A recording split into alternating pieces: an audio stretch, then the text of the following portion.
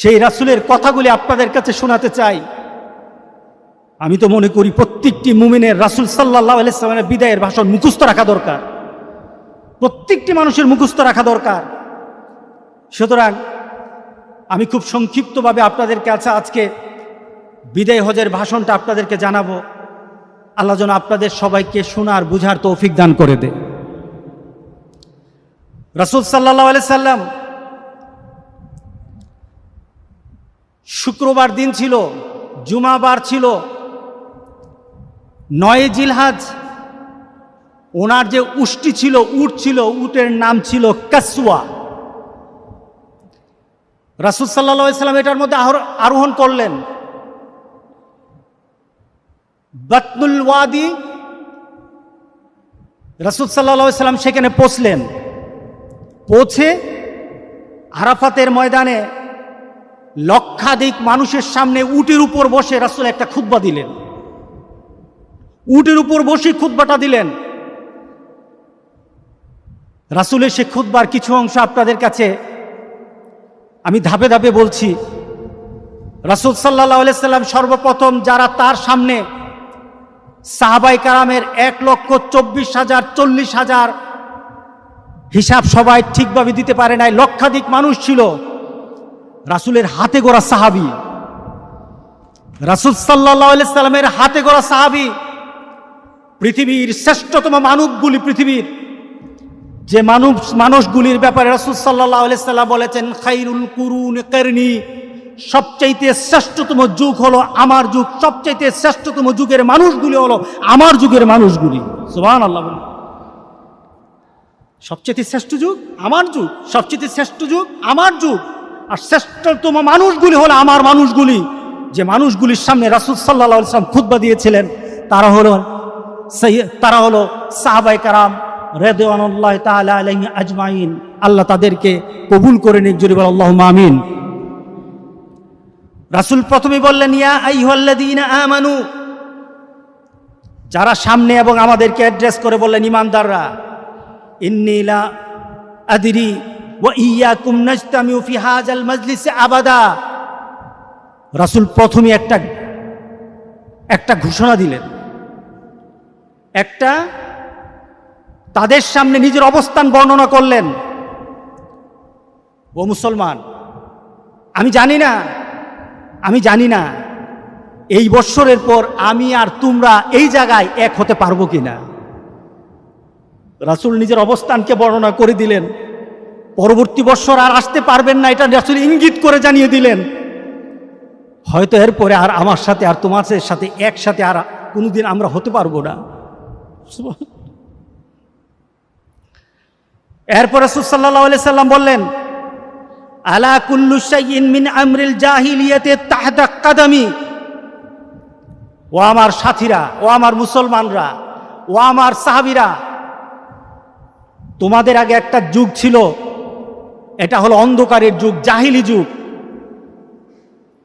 যুগটার নাম কি? অন্ধকারের যুগ, জাহিলি যুগ। জাহিলি হয়েছে এই কারণে নবী ছিল না, জাহিলি হয়েছে এই কারণে কোরআন ছিল না, জাহিলি হয়েছে এই কারণে আমার রাসূলের সিরাত ছিল না, এর জন্য জাহিল হয়ে গেছে। রাসূল সাল্লাল্লাহু আলাইহি সাল্লাম বললেন, জাহিলি যুগের যত নিয়ম আছে, সামাজিক নিয়ম, পারিবারিক নিয়ম, রাজনৈতিক নিয়ম, যত ধরনের নিয়ম আছে, সব আজকে আমি আমার পায়ের নিচে এগুলি ফেলে দিলাম। সব পায়ের নিচে, আমার পায়ের নিচে সব আমি আজকে ফেলে দিলাম। জাহিলি যুগের আর কিছু থাকবে না আজ থেকে। দিনটা কি দিন বলেন তো দেখি? বিদায় হজের ভাষণ। আজকের পরে কোনো আর জাহিলি যুগের নিয়ম নীতি আর চলবে না, সব আমার পায়ের নিচে। রাসূল সাল্লাল্লাহু আলাইহি সাল্লাম দ্ব্যর্থহীনভাবে ঘোষণা দিয়ে বললেন, মাউদুন, আজ থেকে সব বাতিল, গোটা পৃথিবীর সকল নিয়ম বাতিল। আজকে হবে কোরআনের দিন, আজ থেকে হবে কোরআনের দিন, আজ থেকে হবে মুহাম্মদুর রাসূলুল্লাহ সাল্লাল্লাহু আলাইহি সাল্লামের সুন্নতের দিন, আজ থেকে হবে। আল্লাহু আকবার বললেন না? রাসূল ঘোষণা দিয়ে সকল নীতিকে রাসূলের পায়ের নিচে ফেলে রাসূল চুরমার করে দিলেন, আর চলবে না।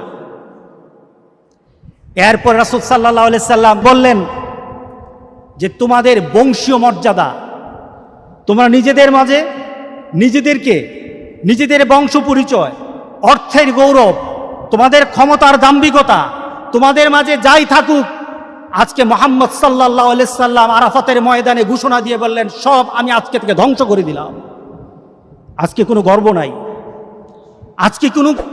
আজকে কোনো একজন আরেকজনের উপর কোনো মর্যাদার দাবিদার হবে না, বংশের দাবিদার কিছু নেই।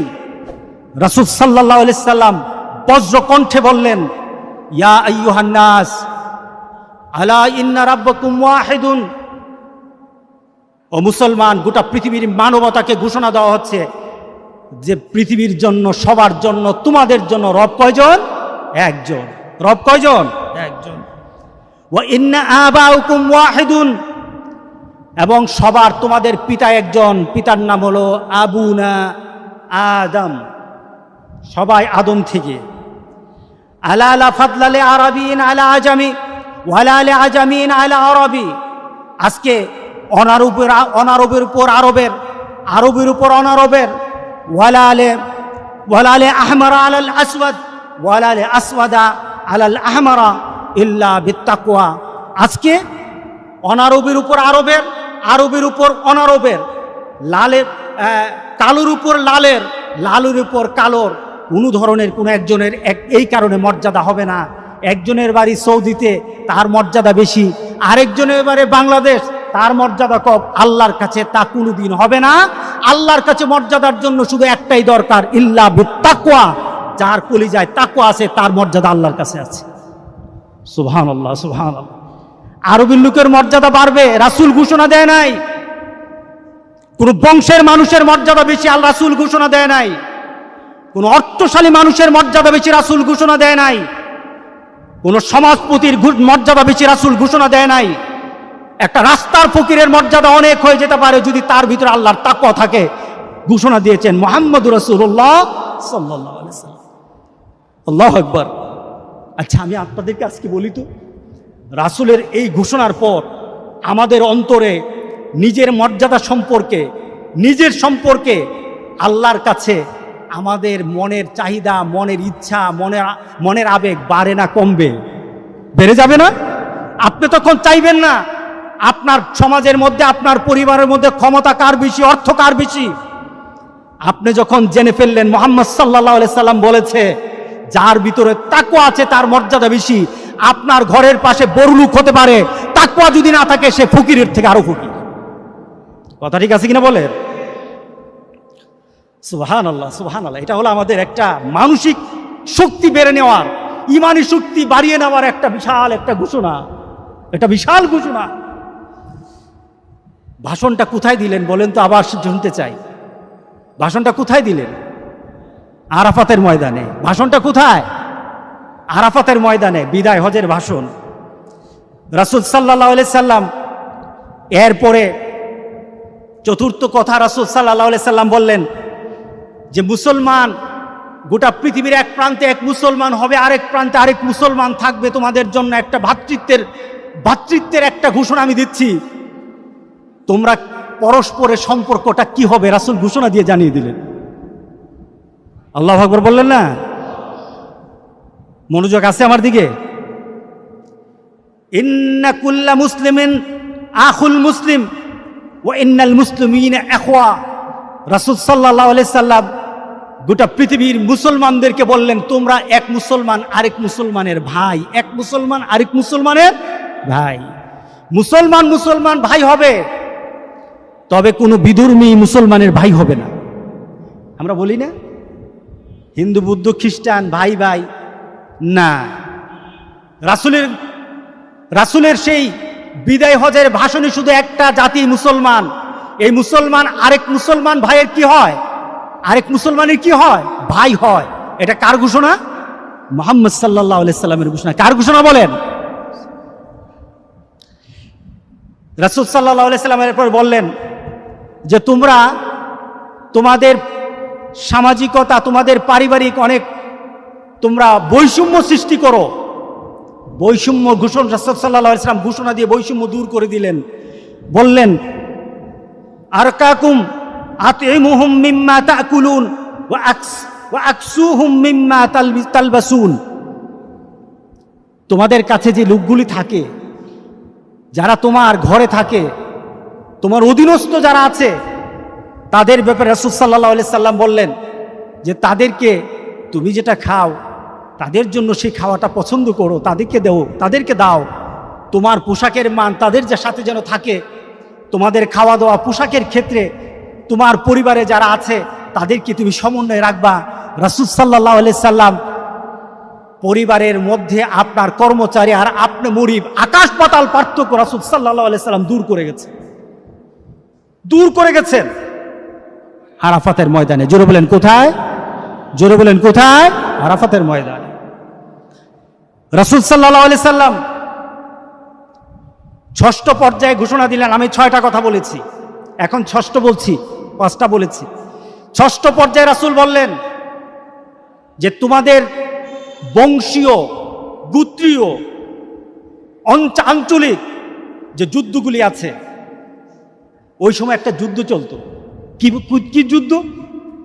দাদার দাদার একটা ঝগড়া ছিল এক গোষ্ঠীর সাথে আরেক গোষ্ঠীর। পরিবারের একটা গোষ্ঠীর সাথে আরেক গোষ্ঠীর ঝগড়া ছিল, একটা গোত্রের সাথে আরেকটা গোত্রীর ঝগড়া চলতো। কত বছর? 100 বছর পর্যন্ত। দাদার দাদা হয়তো দেখা গেছে কারোর সাথে ঝগড়া করছে এক গোষ্ঠীর সাথে, সে তার ছেলেকে বলে যেত মরার সময়, এই গোষ্ঠীর সাথে কিন্তু আমার দ্বন্দ্ব চলতেছে, তোরা এটা কায়েম রাখবি, ঝগড়া করবি, যেখানে পাবি ওইখানে মারবি। পরবর্তীতে সে যখন মারা যায় তার ছেলেকে বলে যায় যে ওই গোত্রের সাথে কিন্তু আমাদের দ্বন্দ্ব, তোদের কাছে ওসিয়ত করে গেলাম ছাড়বি না, খালি ঝগড়া করবি, ছাড়বি না, যেখানে পাবি সেখানে মারবি। এমনও গিয়েছে যে 100 বছর পর্যন্ত ঝগড়া চলছে, 100 বছর পর্যন্ত। রাসূল সাল্লাল্লাহু আলাইহি সাল্লাম বিদায় হজে ঘোষণা দিয়ে বললেন, দেমাউল জাহিলিয়াতে মাউদু, জাহিলি যুগের এই যুদ্ধ, এই রক্তপাত আজকে থেকে সব ধ্বংস করে গেলাম, সব শেষ করে গেলাম। এরপরে আর কি নাই? আর কোনো দ্বন্দ্ব নাই, আর কোনো মারামারি নাই, আর কোনো হিংসা নাই, আর পরস্পরে দ্বন্দ্ব হবে না, মারামারি হবে না। ওয়া ইন্না আউয়ালা দামাই আদাউ মিন দামাইনা দামাউ ইবনে রাবিয়াল হারিস। রাসূল সাল্লাল্লাহু আলাইহি সাল্লাম বললেন, আমি সর্বপ্রথম আমার গোত্রের, কুরাইশ গোত্রের একটা দ্বন্দ্ব ছিল আরেক গোত্রের সাথে। রাসূল বললেন, রাবিয়া ইবনে হারিসের পুত্রের খুনের যে একটা পারিবারিক দ্বন্দ্ব ছিল, একটা গোত্রগত দ্বন্দ্ব ছিল, আমি আজকে আরাফাতের ময়দানে ওই গোত্রের দ্বন্দ্বকে আজকে আমি মিটিয়ে গেলাম, শেষ করে গেলাম। এরপরে আর আমার বংশের দ্বন্দ্ব আর যুদ্ধ থাকবে না। সুবহানাল্লাহ বললেন না? এটা কোন জায়গায় হয়েছে? আরাফাতের ময়দানে। আরাফাতের ময়দানে রক্তপাত বন্ধ করে দেওয়া হলো। এরপর রাসূল সাল্লাল্লাহু আলাইহি সাল্লাম পুঁজিবাদী অর্থনীতির যে করাঘাত গরিবের উপর, বর্তমানে যেটা চলছে সেই কালেও ছিল, বর্তমানে আছে, মানে ওই কালেরটা এই কালে আছে। জাহিলি যুগের নীতি রাসূল ধ্বংস করে গেছেন। যারা জাহিলি যুগের নীতিতে এখন নিজের অর্থনীতি সাজায়, তারা রাসূলের নীতির মানুষ হতে পারে না। কি বলেন? রাসূল সাল্লাল্লাহু আলাইহি সাল্লাম সেই আরাফাতের ময়দানে দাঁড়িয়ে বললেন, জাহিলি যুগের সেই সুদকে আমি আজকে রহিত করে গেলাম। বর্তমানে সুদ আছে কিনা বলেন? রাসূল সুদকে কি করলেন?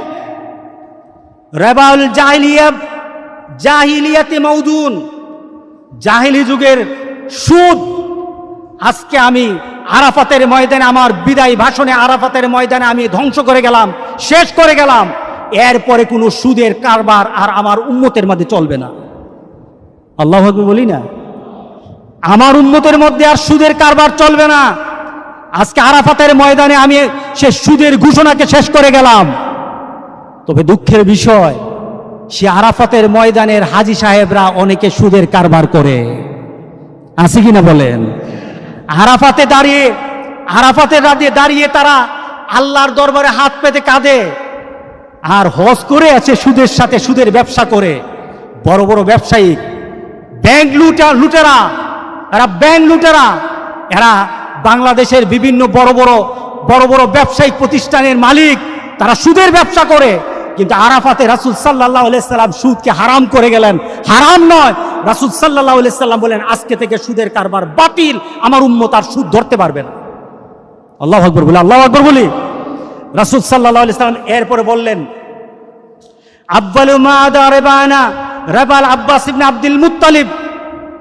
আজকে আরাফাতের ময়দানে আমি ঘোষণা দিচ্ছি, আমার পরিবার, আমার বংশ আব্দুল মুত্তালিবের যে সুদের কারবার ছিল, ওই সুদের কারবারের সকল কিছু আজকে আমি এটাকে বাতিল করে গেলাম। আজকে আব্দুল মুত্তালিবের আব্বাস ইবনে আব্দুল মুত্তালিবের যে সুদের কারবারের যে টাকা ছিল, সুদের একটা টাকাও দেওয়া লাগবে না, আসল টাকা ফিরিয়ে দাও, সুদ দেওয়া যাবে না। আল্লাহু আকবার, আল্লাহু আকবার। রাসূল সাল্লাল্লাহু আলাইহি সাল্লাম আরাফাতের ময়দানে সেই সুদকে বললেন আজ থেকে সুদকে আমি বাতিল করে গেলাম। সুতরাং আরাফাতের ময়দানে যারা দাঁড়িয়েছেন, আবার দেশে ফিরে এসে যদি সুদের সাথে আপনারা হাত মিলান, আল্লাহর কসম খেয়ে বলি আপনি রাসূলের কথা রাখেন নাই, আপনার হজ আল্লাহর দরবারে উঠবে না। কি বলেন? আপনার হজ কবুল হবে না। কারণ বিদায় হজের ভাষণ ছিল আমার রাসূলের কিয়ামত পর্যন্ত প্রত্যেকটি উম্মতের জন্য দিক নির্দেশনা। এই দিক নির্দেশনার ভাষণে বাইরে গিয়ে যারা হজ করবে তাদের হজ হবে না, তাদের হজ হবে না।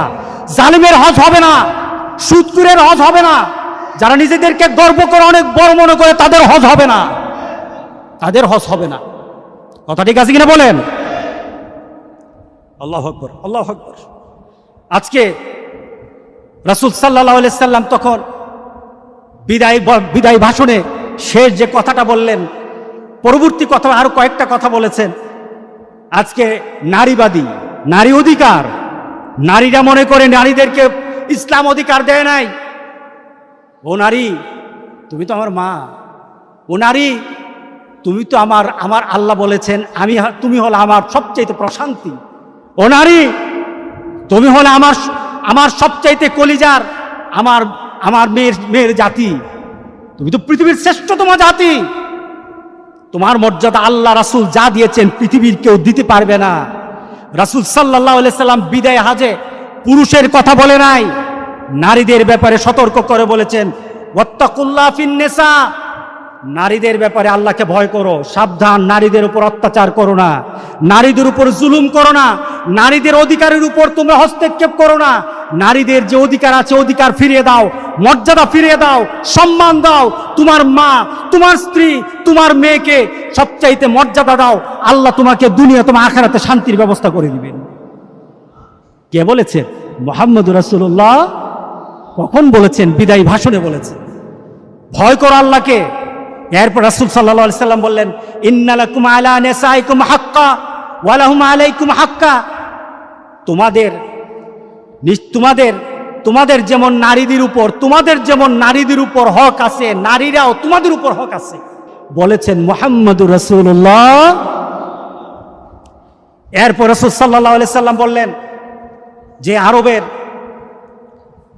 যারা বিভিন্নভাবে মানুষের উপর অত্যাচার করে, বিভিন্নভাবে মানুষের উপর অত্যাচার করে, গরিবের উপর বড় লোকের অত্যাচার, ক্ষমতাসীন যারা দুর্বল তাদের উপর অত্যাচার, শাসক সবচাইতে দুর্বল যার দুর্বলের উপর অত্যাচার।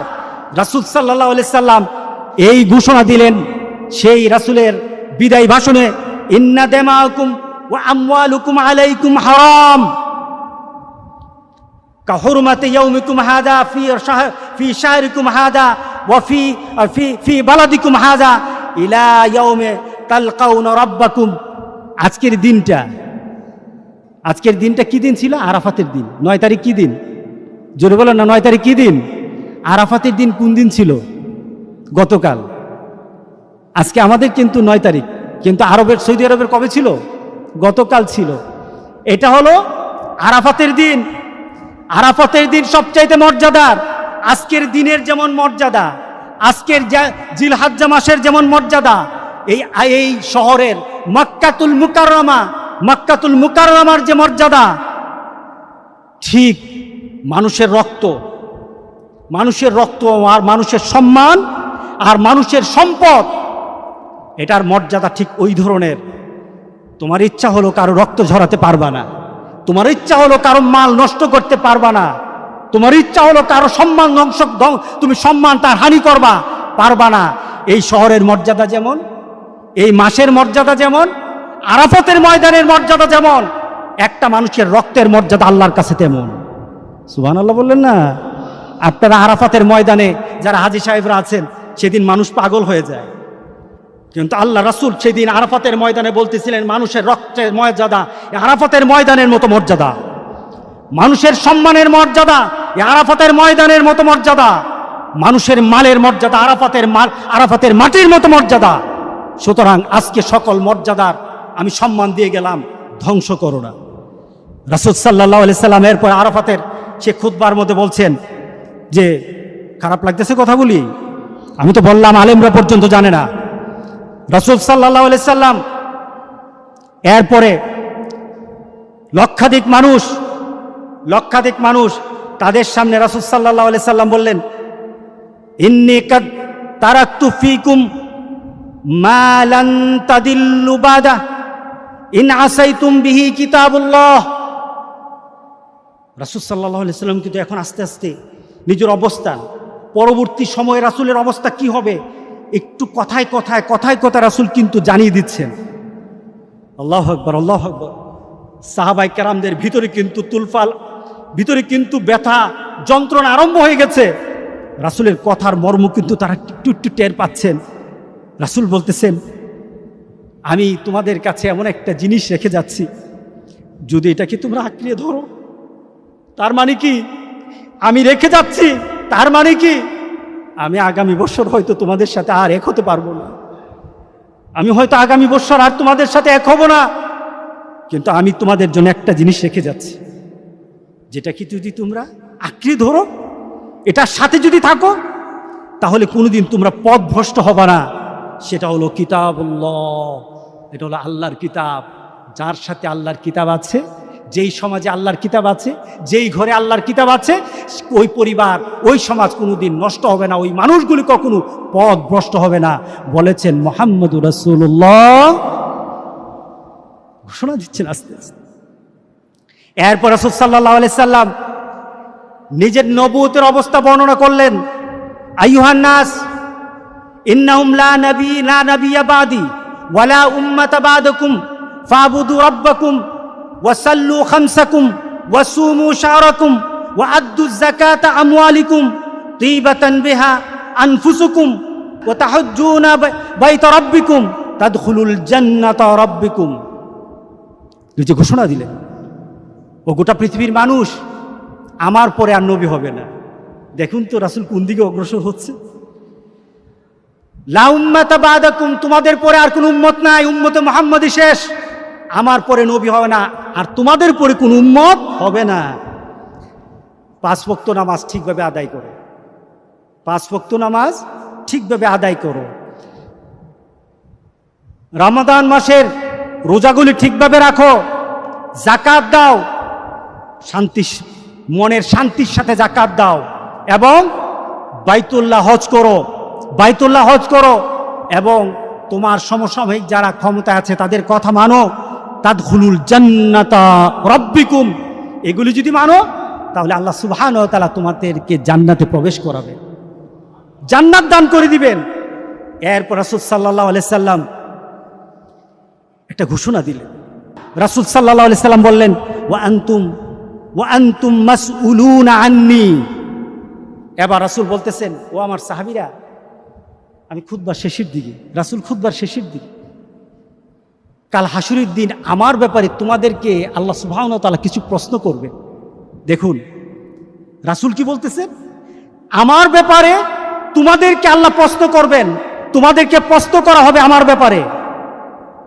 ফামা আনতুম কাইলুন, সেদিন তোমরা আমার ব্যাপারে কি বলবে?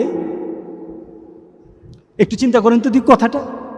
রাসূল বলতেছেন কাল হাসুরের দিন আল্লাহ সুবহানাহু ওয়া তাআলা আমার ব্যাপারে তোমাদেরকে প্রশ্ন করবে, আমি দাঁড়ানো থাকবো আর তোমাদেরকে প্রশ্ন করবে আমার ব্যাপারে।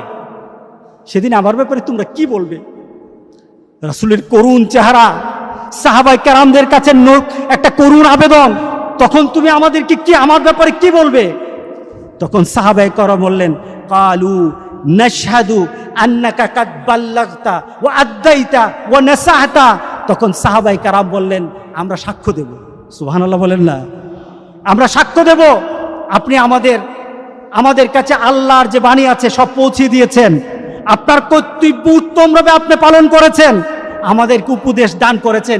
কাল হাসুরের দিন আল্লাহ সুবহানাহু ওয়া তাআলা আপনার ব্যাপারে আমাদেরকে যদি জিজ্ঞাসা করে, আমরা 100 লক্ষ মুসলমান, আমরা 100 লক্ষ আপনার উম্মত, আপনার পক্ষে আল্লাহর দরবার সেদিন সাক্ষী দেব ইনশাআল্লাহ। আল্লাহু আকবার বলেন না? আল্লাহু আকবার।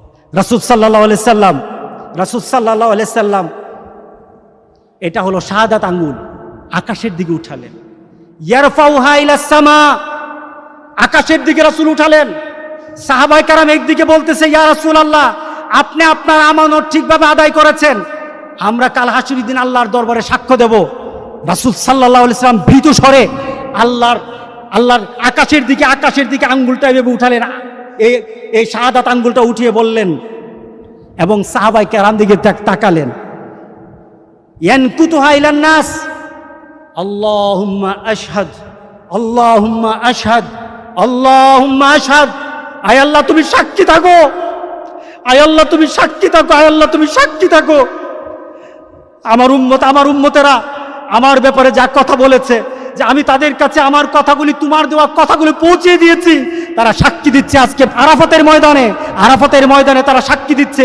মাবুদ, সেই সাক্ষী তুমি কবুল করো, কবুল করো, কবুল করো। যেন আল্লাহু আকবার। রাসূল আল্লাহর দরবারে সাক্ষী মানতেছে, সাহাবায়ে কেরামদেরকে সাক্ষী মানতেছে যে আল্লাহ তুমি সাক্ষী কবুল করে নাও, সাক্ষী কবুল করে নাও, সাক্ষী কবুল করে নাও। এটা ছিল রাসূল সাল্লাল্লাহু আলাইহি সাল্লামের বিদায় হজের ভাষণ। আরো কিছু কথা আছে, কি বলেন? এই কথাগুলি মানা দরকার আছে কিনা বলেন? আপনি হজ করতে যান, বিদায় হজের ভাষণ জানেন না, দেখা যায় কি ওই বিদায় হজে আমার রাসূলের শেষ কথাগুলি আপনি পালন করতে পারেন না। হজ করে এসে আপনি আবার সেই খারাপ কাজের মধ্যে মত্ত হয়ে যান, হজের কিছু জানেন না। এই হজ আপনাকে জান্নাতের সুসংবাদ দিবে না। কথা ঠিক আছে কিনা বলেন? আল্লাহ আমাদেরকে তৌফিক দান করুন।